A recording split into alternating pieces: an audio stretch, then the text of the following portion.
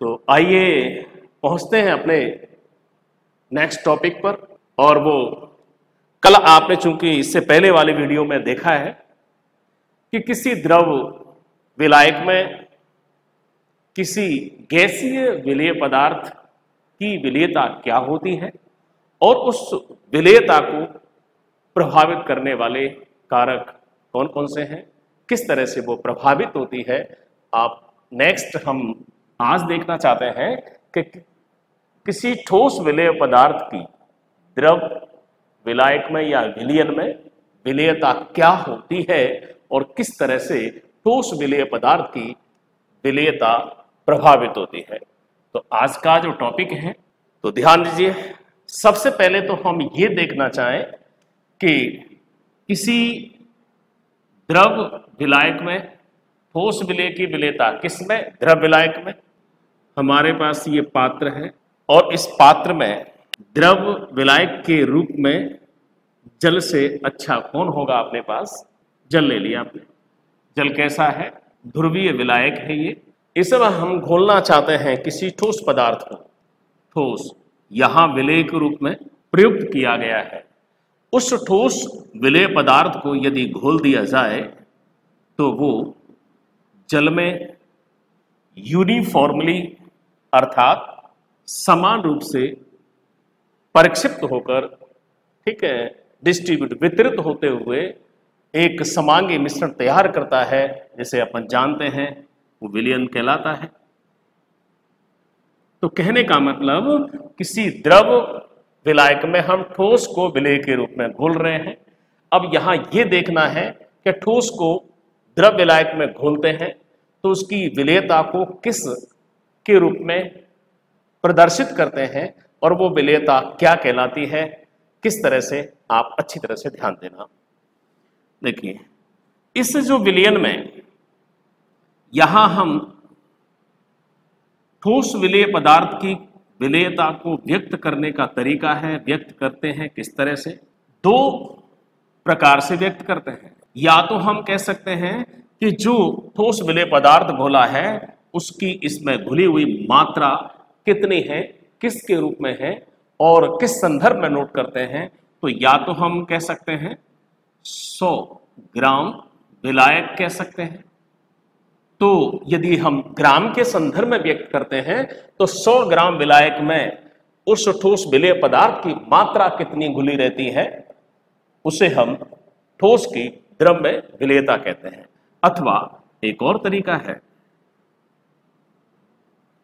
1 litre विलायक, या आप इसको विलयन भी कह सकते हैं। क्यों? क्योंकि जितना द्रव विलायक होता है ठोस को घोलने पर उतना ही आयतन विलयन का माना जाता है। तो यहां विलायक अथवा विलयन शब्द का आप प्रयोग करें, निसंकोच करें, कोई डाउट नहीं है इसमें।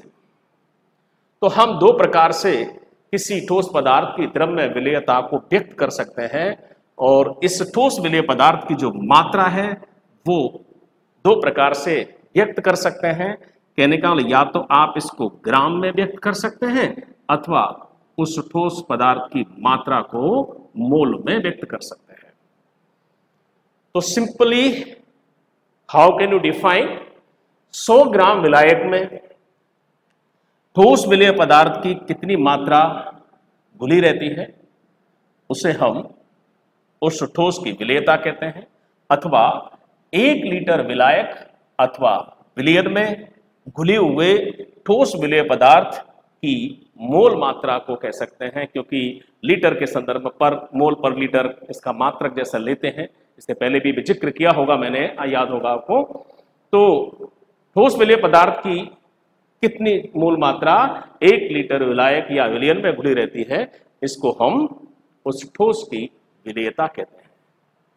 अब यहां हमने ठोस को घोल दीजिए। मान लीजिए हम ठोस के रूप में किसी की भी बात कर सकते हैं। सो कीप इन माइंड, जैसे बात कर रहे हैं क्या ले सकते हैं आप, NaCl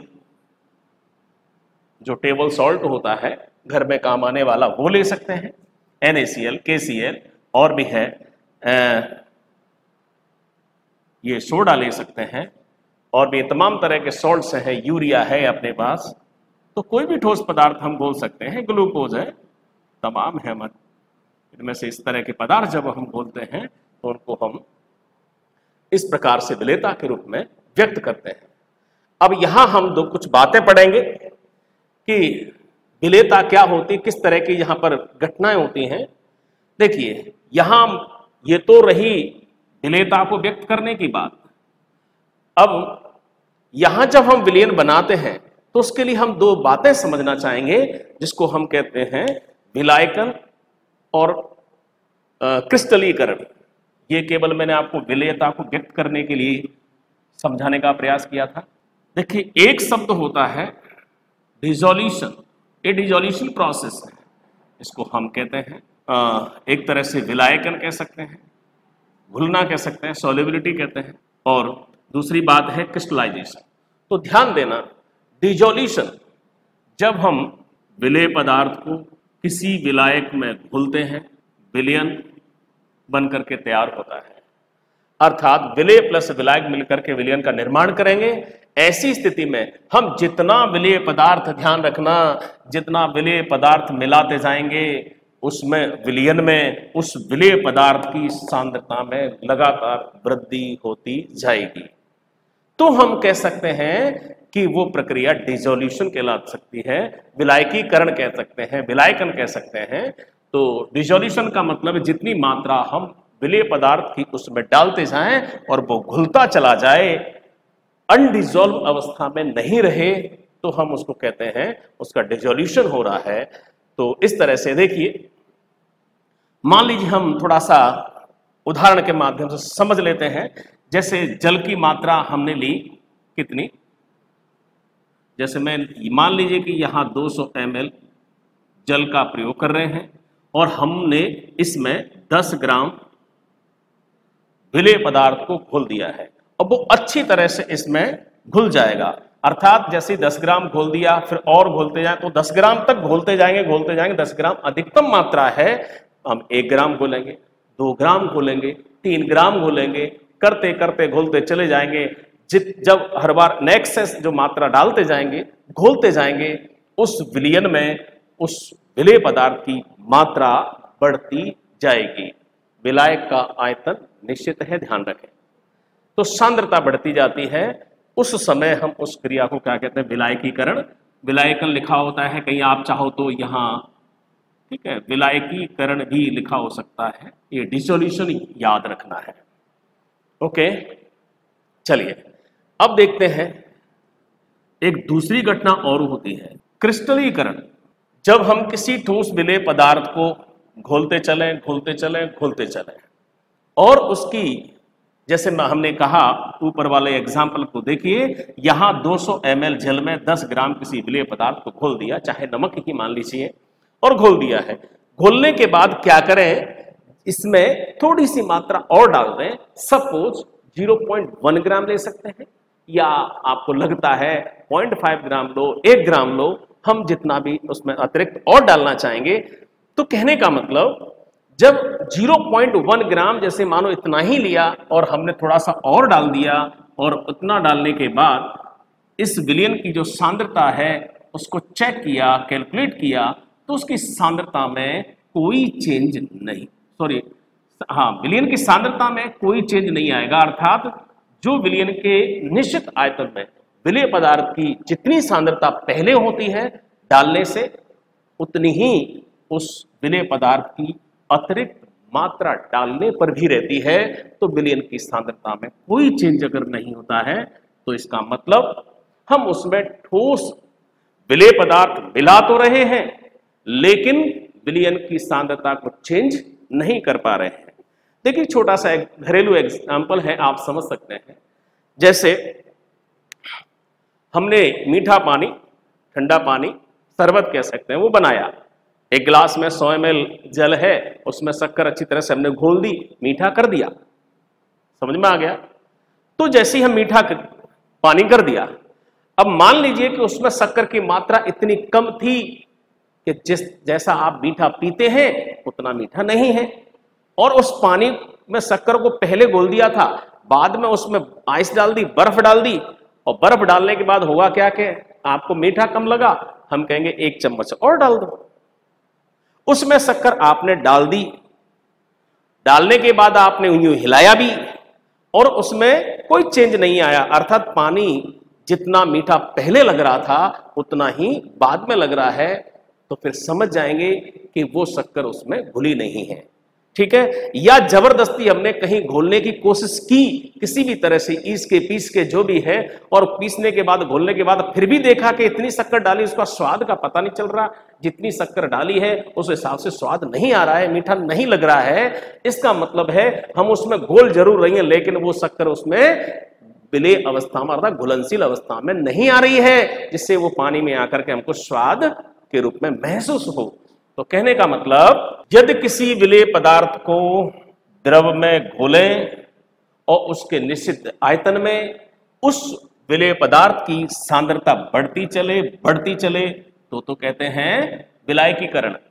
परंतु सांद्रता में वृद्धि नहीं हो, इसका कारण क्या होता है कि ऐसा करने पर जब हम अतिरिक्त मात्रा घोलते हैं तो उस ठोस विलेय पदार्थ के कण जो पहले से, जैसे मान लीजिए पहले से विलेय अवस्था में है और हमने और डाल दिया, उसकी सांद्रता बढ़ी तो जितना हमने मिलाया उतना ही उसके हिसाब से ये कण आपस में टक्कर करेंगे, पास में आएंगे और टक्कर करेंगे तो क्या होगा, सेटर आकर्षित होंगे और आकर्षित होते होते धीरे क्या होगा, वो इतना हम उधर ऊपर से मिलाते जा रहे हैं और वो चीज, वो पदार्थ नीचे जमा होता जा रहा है। हम मिलाते जाएंगे नीचे जमा होता जाएगा, हम मिलाते जाएंगे नीचे जमा होता जाएगा, अर्थात किया गया प्रभाव शून्य, हमारे लिए कोई फायदे की चीज नहीं है।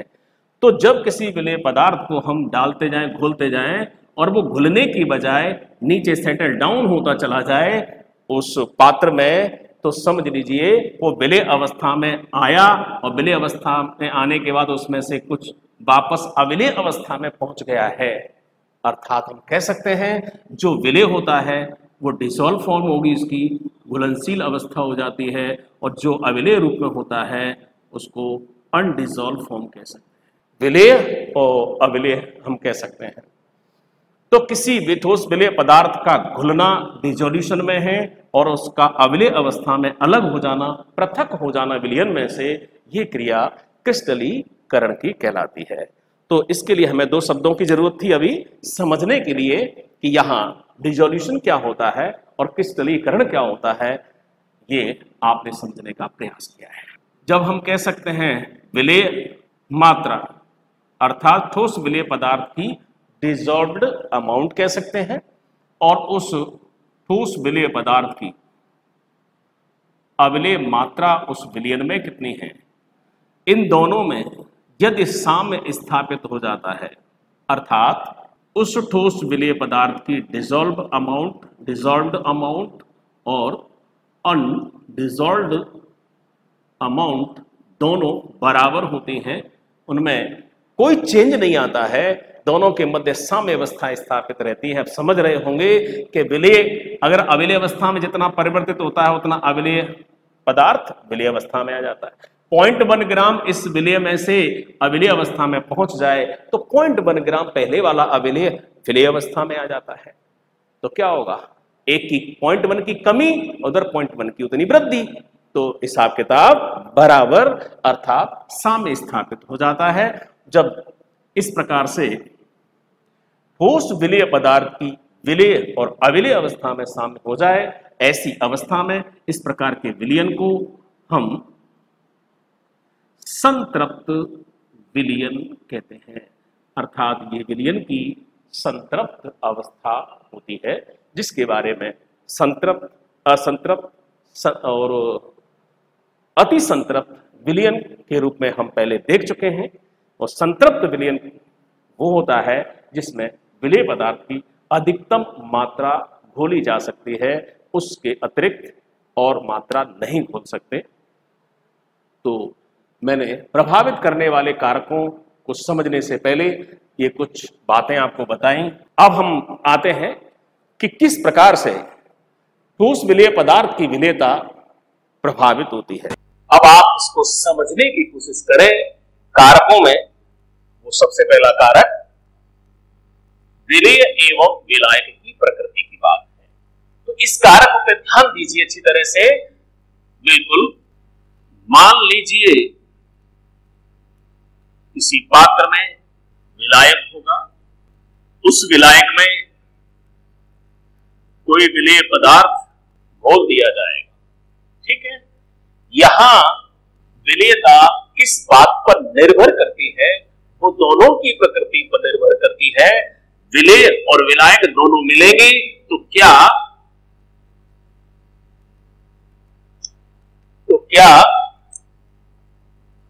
वो विलेय पदार्थ इसमें अच्छी तरह से विलय होते हुए विलयन का निर्माण कर रहा है,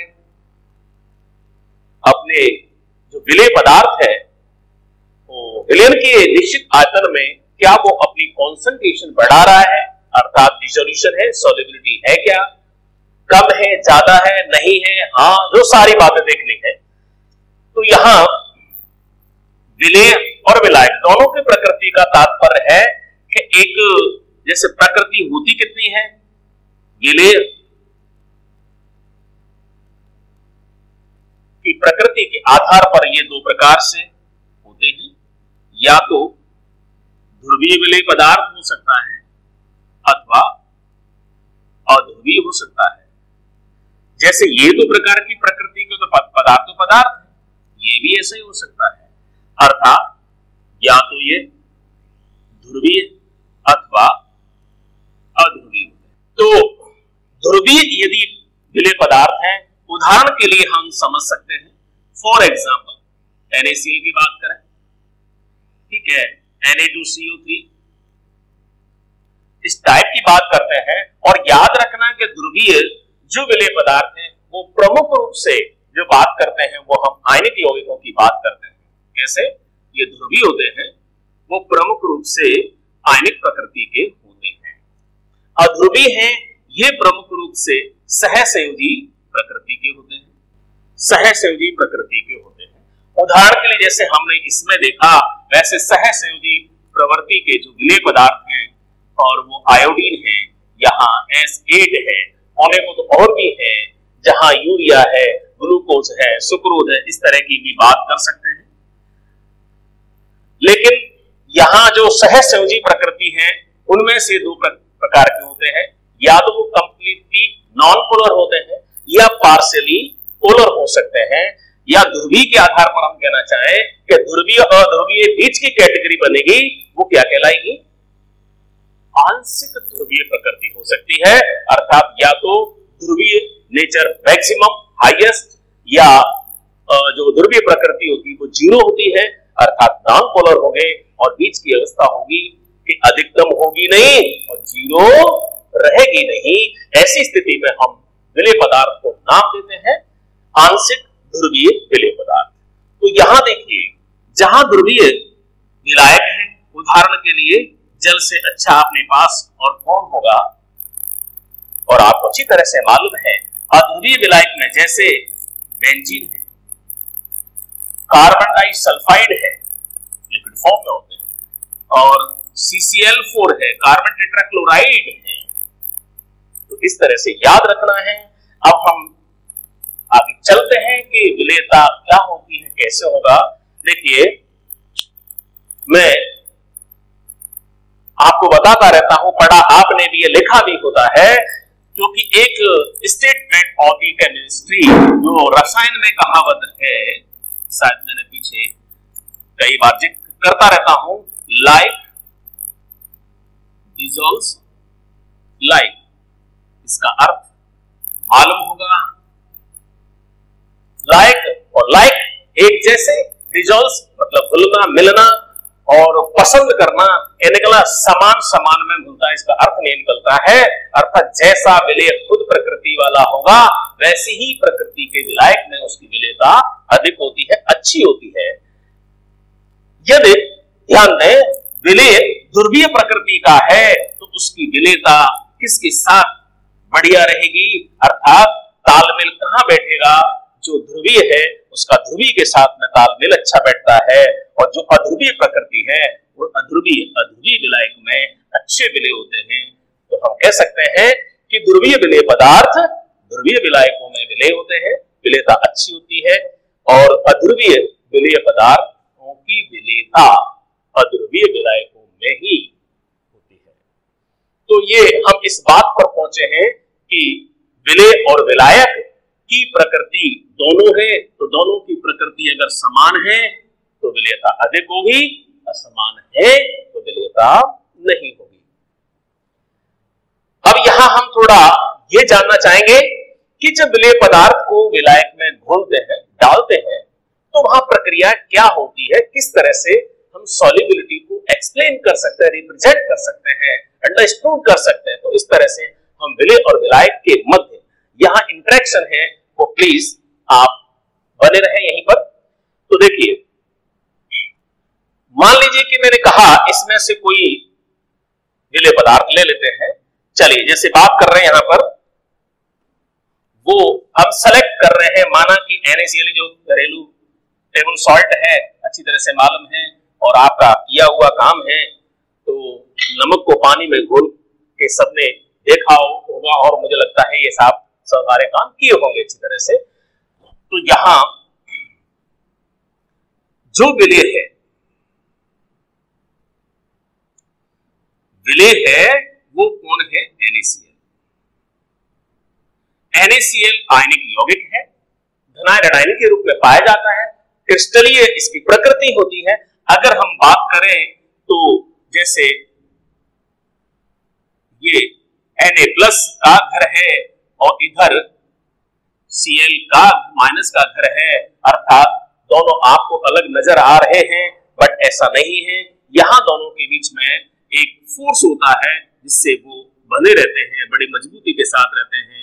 और आपने सुना पढ़ा होगा प्रबल स्थिर वैद्युत आकर्षण, so strong electrostatic force of attraction, ये होता है।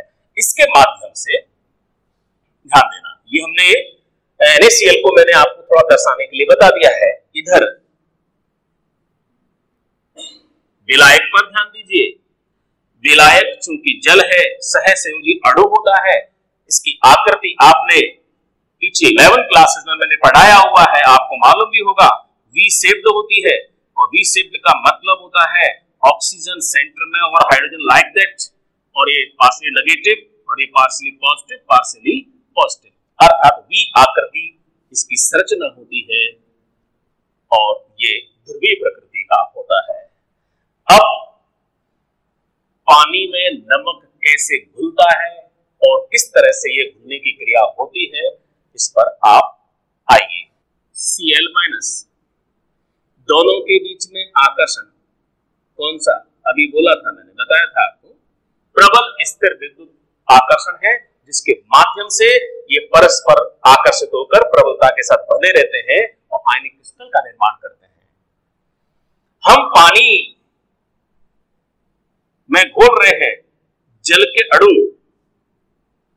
इनको आयनों को वियोजित करने वाले हैं, घोलने की कोशिश करेंगे और कोशिश करते समय जब ये जल के अणु इनको अलग ले जाने की कोशिश करेंगे, अर्थात ये विलायक के अणु उन आयनों को किस तरह संरचना में से अलग करने की कोशिश करते हैं, अपनी तरफ ले जाने की कोशिश करते हैं, वो अपनी तरफ आकर्षित करते हैं। तो ये आकर्षण देखें,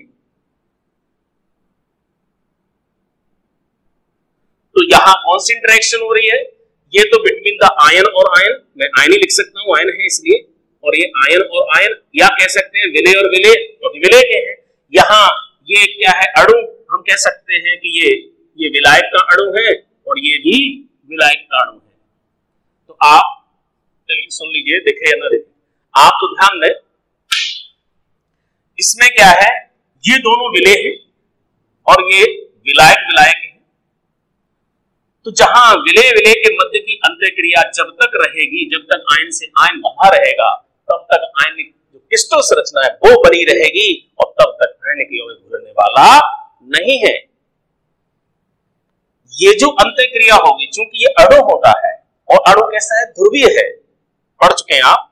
तो ध्रुवीय अणु है, इधर आयन है, तो जब ध्रुवीय अणु में लिख देता हूं, और ध्रुवीय अणु होता है उस समय एक दूसरा नाम देते हैं, और वो कौन सा नाम होता है? द्विध्रुव अणु कह सकते हैं। पढ़ाया। तो देखिए यहां क्या आयन आयन की मध्य क्रिया होने वाली और ध्रुव और आयन अर्थात आयन दो ध्रुव की मध्य होने वाली अंत्य क्रिया है। और इस आयन द्विध्रुव कह सकते हैं, तो आप समझ में आ रहा होगा इनके मध्य क्रिया होगी कौन सी, आयन द्विध्रुव अंत्य क्रिया, force of attraction. So interaction between the ion and the dipole molecule is known as ion dipole interaction. तो अब करना क्या है, इस अवस्था में अभी ये विलय होने वाला नहीं है। इसको बोलने के लिए, इसको विलय करने के लिए इनका रिश्ता तोड़ना पड़ेगा, और रिश्ता तोड़ना पड़ेगा तो इसके लिए यहां से कुछ हर्जाना देना पड़ेगा। ठीक है, इसको तोड़ेंगे तो हम विलय कर पाएंगे, और इसको तोड़ने के लिए जो एनर्जी रिक्वायर्ड होती है, आवश्यक होती है, उसको हम कहते हैं चालक ऊर्जा। प्लीज ध्यान देना, कौन सी ऊर्जा है, इसके लिए तोड़ने के लिए जो आवश्यक ऊर्जा है उसको हम जालक ऊर्जा के नाम से जानते हैं, जालक एंथैल्पी कहते हैं, डेल्टा एच लैटिस।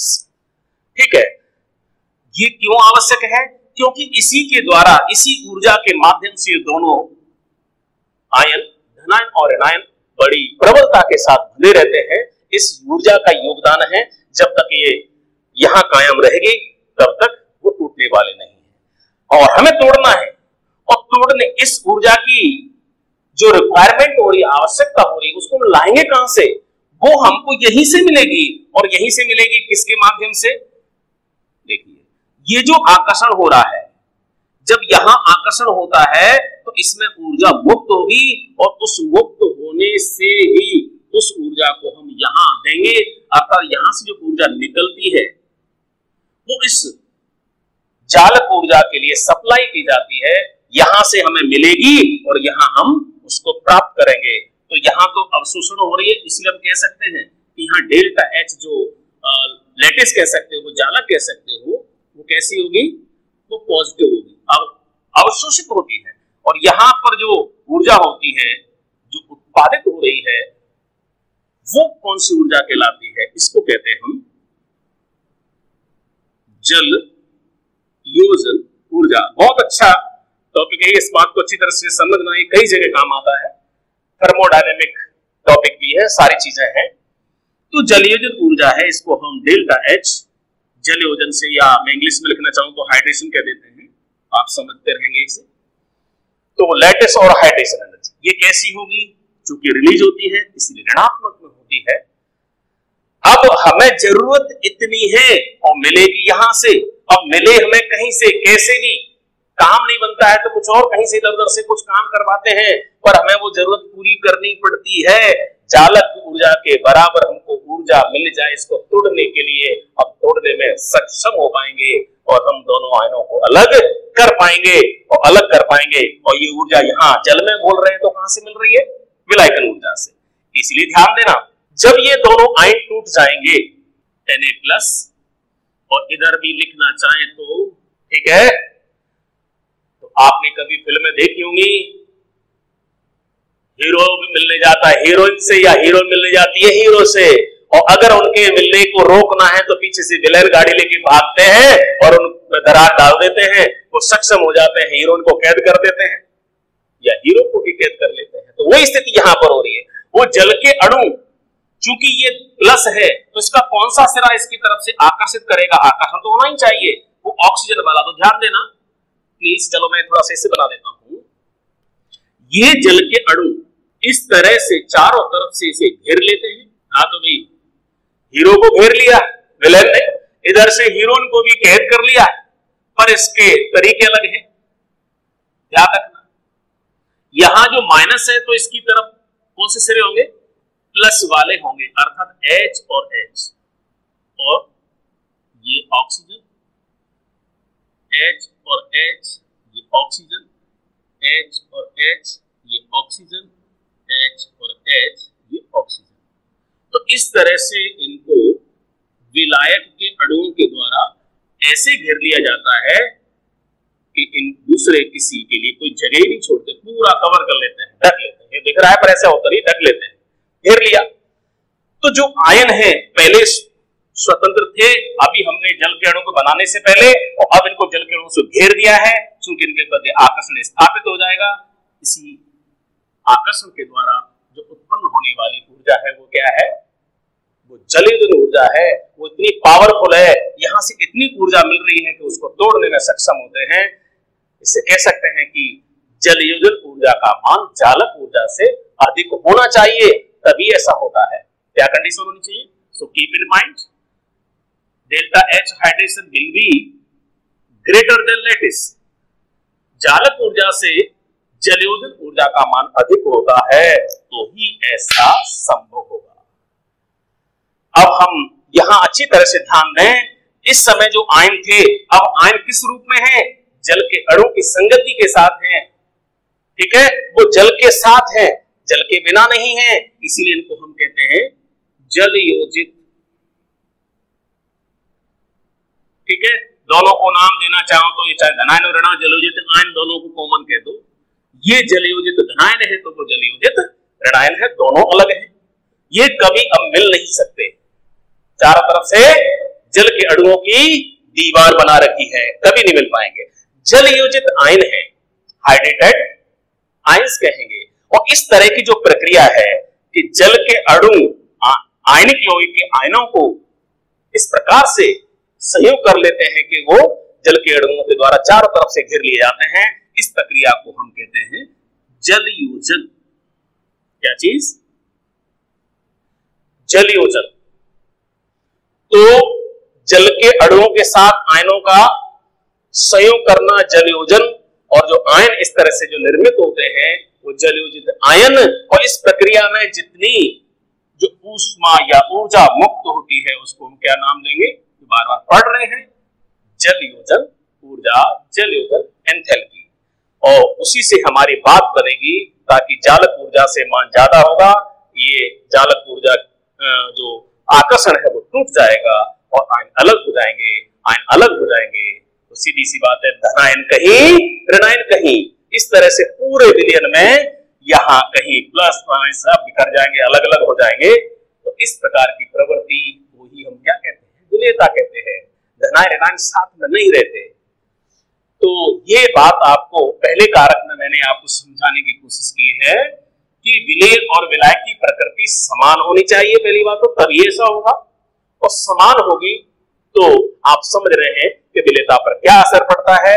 उसमें से मैंने जो ध्रुवीय अर्थात जो आयनिक यौगिक की जल में विलयता कैसे होती है, किस आधार पर उसकी व्याख्या करते हैं, कैसे करते हैं, ये मैंने आपको यहां स्पष्ट कर दिया है। अब अगर आप ये जानना चाहें कि जो सहसंयोजी या अध्रुवीय जो विलय पदार्थ होते हैं वो अध्रुवीय विलायक में कैसे घुलनशील होते हैं, तो सीधी सी बात है, यहां जो विलय विलायक के दोनों एक जैसे हैं, तो सीधी सीधी सी बात है, या तो दोनों हंसने वाले हों तो बात जमेगी, या दोनों रूठे रूठे हो तो चुपचाप बैठे रहेंगे। अगर दोनों ठीक है, तो कहने का मतलब वो दोनों रूठे रूठे किसी दोस्ती कर सकता, कह सकते हैं। हंसने वाला हंसने वाले से दोस्ती होगी, जो एक हंसने वाला दूसरा बोलने वाला ही बोलता नहीं है तो कहां से दोस्ती होगी। तो वही चीज यहां है, ये चुपचाप उदासीन अध्रुवीय मतलब उदासीन जैसे समझ लें तो पहले के दोनों की बात तो बन जाएगी, जो खुद है वैसा दूसरा है। इसमें लेकिन जब ध्यान रखना होगा कि इसमें जो दोनों के अणुकणों के मध्य जो अंतःक्रिया होगी, इंटरेक्शन होगा, वो किस टाइप का होगा, क्योंकि ये वाले नहीं होंगे जहां आयन द्विध्रुव है, आयन आयन आकर्षण है।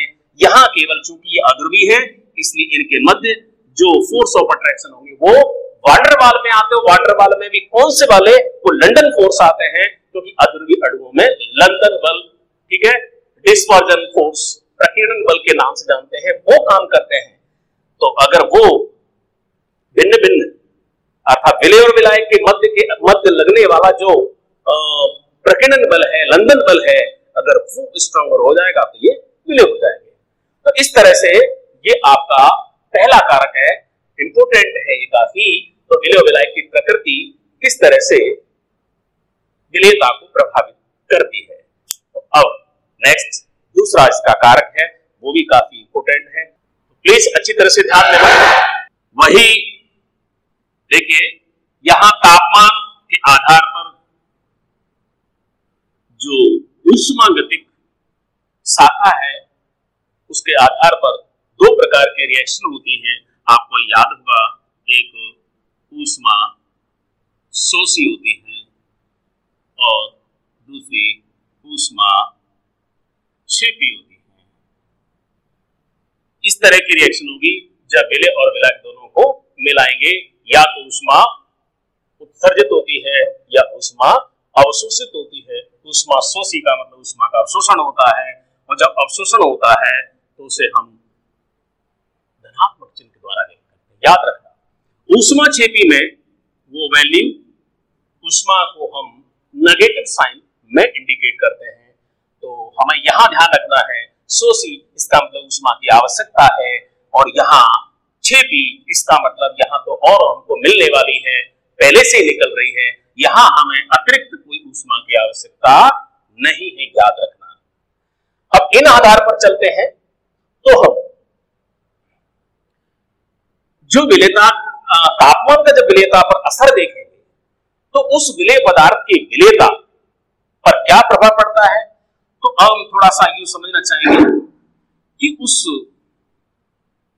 विलेय पदार्थ की विलेयता तापमान के साथ कैसे प्रभावित होती है। अगर आप टेम्परेचर बढ़ाते हो, लगातार बढ़ा रहे हैं, क्या करते हैं, विलेयता है और टेम्परेचर है, रेगुलरली आप बढ़ाते जा रहे हैं, बढ़ाते जा रहे हैं, बढ़ाते जा रहे हैं। प्लीज अटेंशन, क्या हो सकता है, क्या कर रहे हैं, ध्यान रखें, तापमान तो बढ़ा रहे हैं, कैसे, ये पात्र है, ये विलयन है, विलेय पदार्थ मिला दिया है तो हरा हरा जहर घोल दिया है, ठीक है। तो यहां जब हम इस पर बर्नर लगा रहे हैं, गर्म कर रहे हैं, तो गर्म करते जा रहे हैं मतलब तापमान बढ़ाते जा रहे हैं, चाहे कैसे भी हो। तो क्या प्रभाव पड़ सकता है, इसमें तीन बातें हो सकती है, वैसे मुख्य रूप से दो ही पड़ते हैं, पर थर्ड पॉइंट भी सो याद रखें।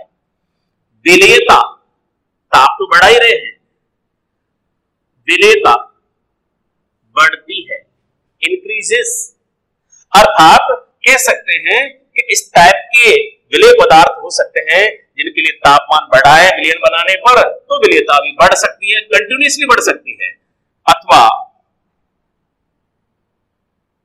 विलेयता लगातार डिक्रीज हो सकती है, कंटिन्यूअस, या तो तापमान बढ़ाते जाएंगे, बढ़ती जाएगी विलेयता, या तापमान बढ़ा रहे हैं, विलेयता भी बढ़ रही, तापमान बढ़ा रहे हैं, विलेयता भी बढ़, तापमान बढ़ा रहे हैं, विलेयता भी बढ़ रहे हैं, या फिर दूसरा क्या होगा, क्या होगा, तापमान बढ़ाया, विलेयता पर असर हुआ कि नहीं हुआ पता नहीं, तापमान बढ़ाया, अगर हुआ असर तो थोड़ा नीचे, तापमान बढ़ाया विलेयता कम, तापमान बढ़ाया विलेयता कम, तापमान बढ़ाया विलेयता कम, कम कम कम कम, लगातार जो होगा वो लगातार।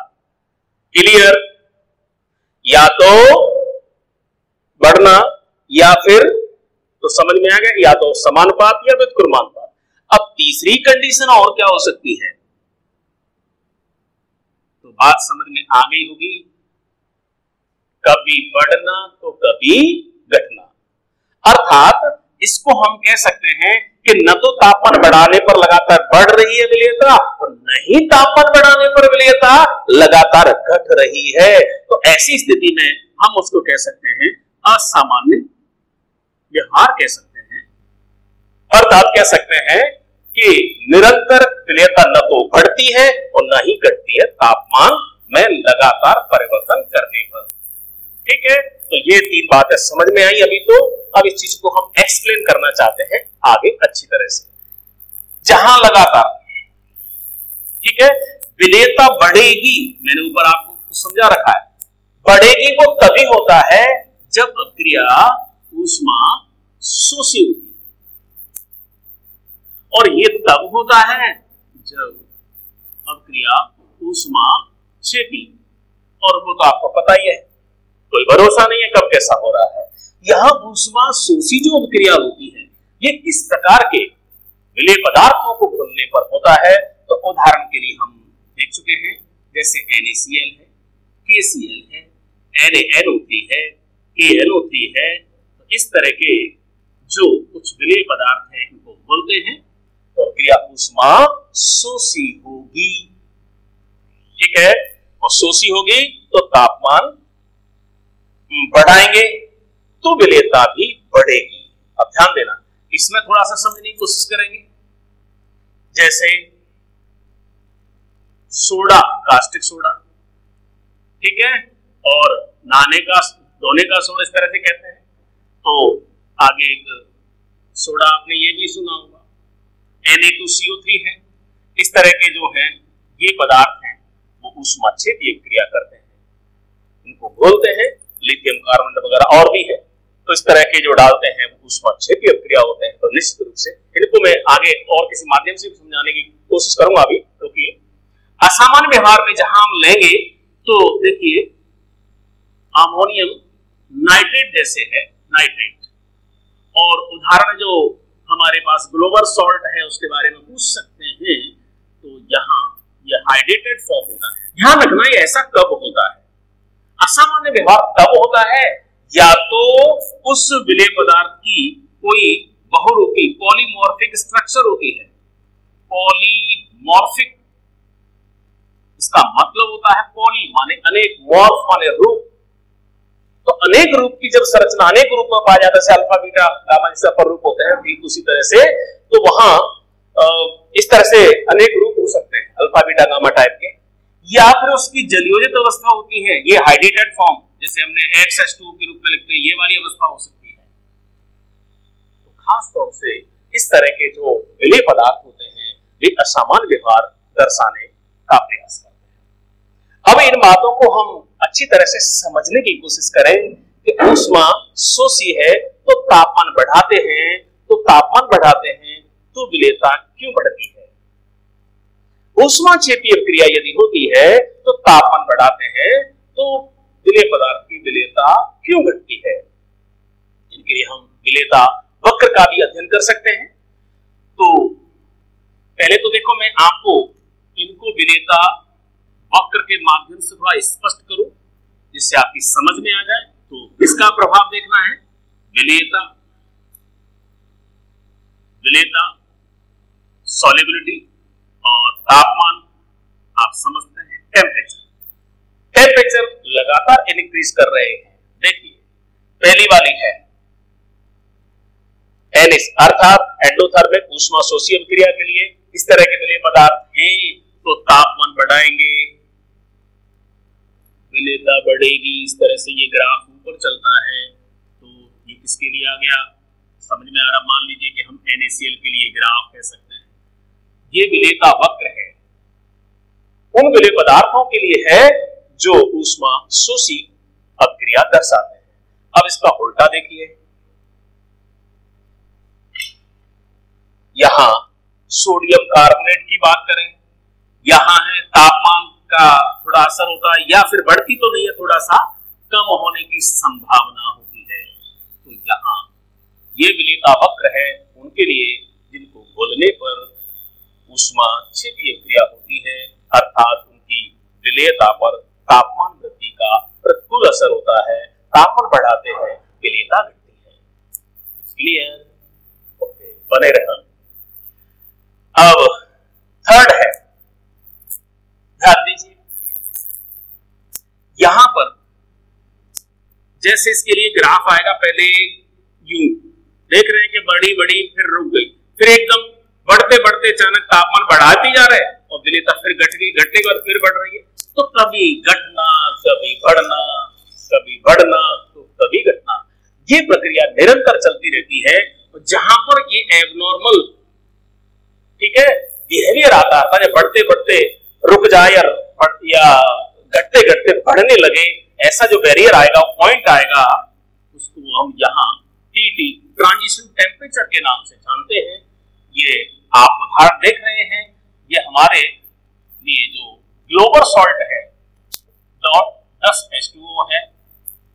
यहां पर इसके लिए जैसे अपने टेक्स्ट बुक जो कहते हैं वहां सोडियम सल्फेट के लिए जो संक्रमण ताप वाली स्थिति है वो कितने पर होती है, वो ट्रांजिशन टेम्परेचर है, वो है 32.4 डिग्री सेल्सियस। ये याद रखना है, only for this, not for all the other solid substances. तो हम विलेयता वक्र के माध्यम से समझने का अगर प्रयास करते हैं तो इस तरह से आती है।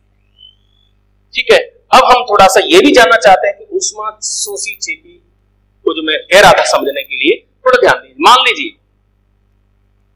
प्लीज,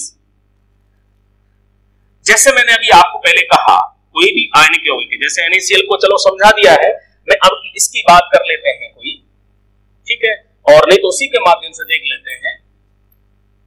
तो पहले इस चीज को तो क्लियर किया नहीं है। अब Cl माइनस है, दोनों के बीच में क्या है, आकर्षण है, और जल के अणु इसके साथ आकर्षित हो रहे हैं, इसको विलय करने की कोशिश कर रहे हैं, तो इसका मतलब है विलय होता है। ठीक है, ये खास तापमान का प्रभाव कब पड़ता है, जब हम इस आयनों के मध्य होने वाली अंतःक्रिया को तोड़ने के लिए अतिरिक्त ऊष्मा की आवश्यकता हो। और ये कहां से उपलब्ध हो रही है, कहां से उपलब्ध हो रही है, ये वैसे शुद्ध इसी से काम आ रही, यहां से मिलेगी यहां काम आएगी, इधर से मिलेगी इधर काम आएगी, इससे तोड़ दिया जाएगा। लेकिन कभी कभी क्या है कि ये इस स्थिति में काम नहीं चलता है, टूट नहीं पाता है या धीरे धीरे टूटते हैं, तो तापमान बढ़ाते हैं, और जैसे जैसे तापमान बढ़ा रहे हैं, टेम्परेचर इंक्रीज कर रहे हैं, तो टेम्परेचर से हमें क्या मिलेगी, ऊर्जा, और ऊर्जा मिलेगी तो ऊर्जा से क्या होगा, ये बंद क्रिस्टल संरचना ब्रेक हो जाएगी, टूट जाएगी। यूं कह सकते हैं कि यहां हमें तोड़ने के लिए जैसे कभी जरूरत पड़ रही है 30 जूल ऊर्जा की है, वो हमको यहां से मिल रही है, वो कितनी मिल रही है, टोटल ऐसे मत समझना कि यहां से उधर से कुल मिलाकर टोटल इसके लिए जो मिल रही है वो 20 जूल है, वो चाहे इधर से चारों तरफ से आकर्षण हो, लेकिन टोटल है। तो 30 चाहिए जूल ऊर्जा, और हमको कितनी मिल रही है, 20 दे रहे हैं, और 30 चाहिए, तो बात बनेगी क्या, नहीं बनेगी। फिर क्या होगा, टेम्परेचर बढ़ा, टेम्परेचर बढ़ाने से क्या होगा, हमको टेम्परेचर बढ़ाया, गर्म किया, तो इससे 10 और मिलेगी, 10 मिली या 20 मिली, 50 मिली, कुछ भी मिली, लेकिन जरूरत वहां 10 की है। तो उससे जो टेम्परेचर राइज करने से हमको जो अतिरिक्त ऊष्मा मिलेगी, बस ये है कि कम से कम 10 मिलनी चाहिए, जिससे अपनी बात बन जाए। अब 10 से ज्यादा हो तो कोई बात नहीं, वो टेम्परेचर बना रहेगा, पानी है वो गर्म होता रहेगा, वहां चल जाएगी। तो इस तरह से क्या होता है कि जब हम टेम्परेचर इंक्रीज करते हैं, उससे कुछ ऊष्मा मिलेगी, ये बंद टूट जाएगा, और बढ़ाएंगे तो और जल्दी से टूटेगा, तापमान बढ़ाते जाएंगे, आकर्षण टूटता जाएगा, समाप्त होता जाएगा, और वो आयन जैवयोजित अवस्था में आते जाएंगे, और विलेयता बढ़ती बढ़ती बढ़ती जाएगी। सो इट्स क्लियर, समझ में आया होगा। तो ये तो देखा किसके लिए, क्योंकि तापमान बढ़ाने से हमको ऊष्मा की आवश्यकता है और वो काम आ रही है, ऊष्मा शोषी। अब थोड़ा दूसरा उदाहरण देखें, ऊष्मा क्षेपी। तो जैसे बात कर रहे हैं, तो जैसे कार्बोनेट वगैरह है, ये है, तो इनके मध्य जो आकर्षण है, जल के अणु है, विलायक है, आप तो विलायक समझो, और उनके मध्य आकर्षण से जालक ऊर्जा उत्पन्न हो रही है। यहां इसको तोड़ने के लिए हमें चाहिए, वही कह सकते हैं 30 जूल, 30 जूल, और यहां से मिल कितनी रही है, 50 जूल मिल रही है। हम यूं कह सकते हैं कि आवश्यकता कम है और उपलब्धि ज्यादा है। ठीक है, तो यूं समझ जाए, ये समझने का तरीका है, ऐसा कुछ नहीं कि आप याद कर लें, जैसे आप पहले वाले को याद मान लो कि मैं तो ये लिख दिया, कोई वो चीज नहीं है, डाटा नहीं है एक्चुअली। जैसे 20 कहना चाहे तो आप कह लो कि 20 मिल रही है और 10 की जरूरत है, यूं कह सकते हैं। ये तो आपके समझने का तरीका है, कैसे समझना हमें ये है कि जरूरत कम है और उपलब्ध ज्यादा हो रही है, तो हमें 10 की जरूरत है, 10 एक्स्ट्रा जो बचा है वो कहां जाएगा, वो इसके टेम्परेचर को जो एक्स्ट्रा 10 जूल से है वो विलयन गर्म होता रहेगा। अर्थात इसीलिए कहा जाता है कि जब ऊष्मा क्षेपी अभिक्रिया होती है तो पानी गर्म होता है, जैसे आप दिवाली के टाइम पे सफेदी को डालते हैं, पानी गर्म हो जाता है।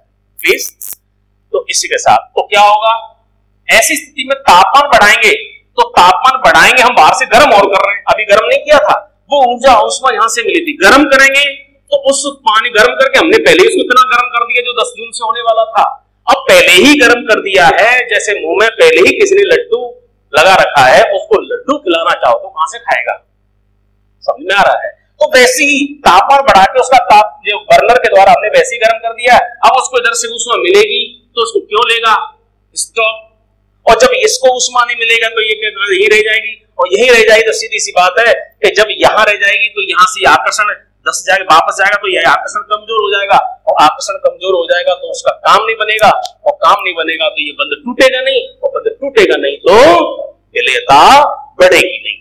अर्थात तापमान बढ़ाया तो कहां असर पड़ा, इसकी विलेयता पर ये टूटना बंद हो गया और विलेयता कम होने लग जाएगी। ये मैंने आपको अच्छी तरह से विस्तार से समझा दिया है। अब 1 मिनट 2 मिनट और तसल्ली रखिए, देखिए वो भी क्लियर होता है। इसी के साथ मैंने आपको तापमान का जो प्रभाव है वो कंप्लीट करा दिया है। तीसरा वैसे यूं इंपोर्टेंट है नहीं, बट मैं आपको यूं ही जल्दी से समझाने का प्रयास करूंगा और आप समझ जाएंगे। इसलिए तो दाब का जो प्रभाव है, पहली बात तो दाब का प्रभाव नगण्य होता है, अर्थात ऐसा कोई अध्ययन करने लायक स्थिति में नहीं है। क्यों नहीं होता है? क्योंकि यहां इनकी जो विलेयता पर दाब का प्रभाव इसलिए नहीं पड़ता क्योंकि पदार्थ हम कैसे ले रहे हैं, या तो द्रव ले रहे हैं या ठोस ले रहे हैं। कहने का द्रव विलायक है और ठोस विलेय पदार्थ है। केवल और केवल अगर गैस लेते हैं तो गैस में आप जानते हैं संपीड्यता का गुण पाया जाता है, और संपीड्यता के गुण को ही दाब प्रभावित कर सकता है। जहां कोई चीज कोई पदार्थ की अवस्था संपीड़ित हो सकती है उस पर ही दाब का असर होता है। आप गुब्बारे पर दबाव लगाएंगे तो गुब्बारे को दबा सकते हैं। आपको कहूंगे एक लोहे का गोला लेकर के हाथ से दबाओ, मुझे लग रहा है चुटकियों में दबा देंगे, नहीं ना? तो बस समझ जाइए, क्योंकि वो ठोस है, वो गैस थी, तो गैस पर दाब का प्रभाव पड़ता है। ऐसे पानी को कहूं दबा दो, भर करके दबा दो तो इधर उधर बिखर जाए, लेकिन कम नहीं कर सकते उसके आयतन को। तो कहने का मतलब जहां द्रव और ठोस दोनों में संपीड्यता का गुण या तो कह सकते हैं कि नगण्य होता है, या कह सकते हैं असंपीड्य होते हैं। थोड़ा बहुत कहीं संपीड़न हो जाए तो हो जाए, ना के बराबर। तो इसलिए संपीड्यता का गुण नहीं तो कोई दाब का प्रभाव भी नहीं होता, और दाब का प्रभाव नहीं होता इसीलिए इसी बात there is no effect on the solubility of the solid in the liquid solvent by the pressure. इसी के साथ मैंने आपको द्रव में ठोस की विलेयता के कारकों पर प्रकाश डालने की कोशिश की है।